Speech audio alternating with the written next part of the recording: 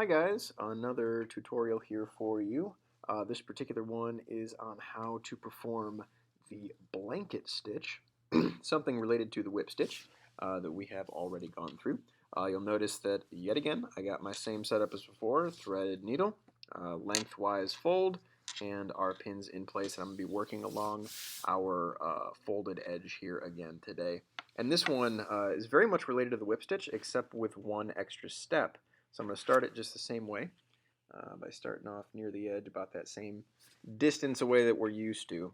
Now this one starts funky and then it becomes easier as you go. So I'm just going to kind of show you and then it'll sort of fall into place. So first of all, again, always going through the same side just like we're whip stitching, okay, that corkscrew sort of motion.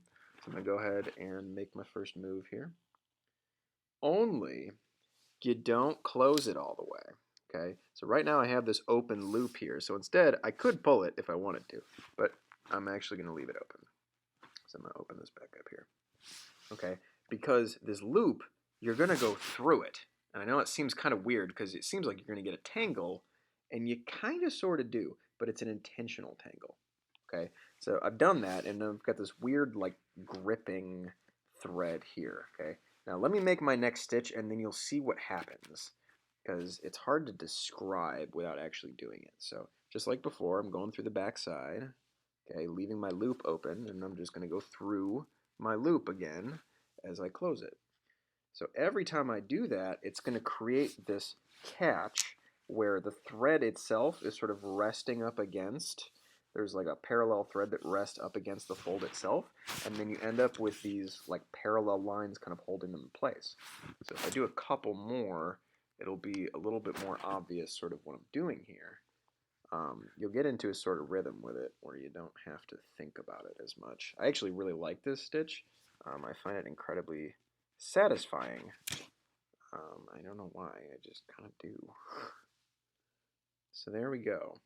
So as you keep going, you'll end up with this odd sort of like catchy business here, okay? And it's supposed to be like that, where we end up with sort of parallel lines. That one's actually really bad, so ignore that stitch. I'll show you guys the finished product in a moment. Okay, and here is my finished stitch here. Okay, it runs all the way down, approximately the same distance. Mine got a little wacky here, but not too bad. I'm trying to do these all quick for these tutorials. This is another one, just like the whip stitch, where you'll end up with one knot on one side and one knot on the other side, so that's okay.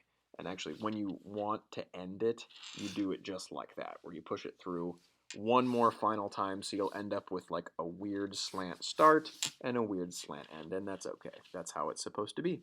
But that is the blanket stitch.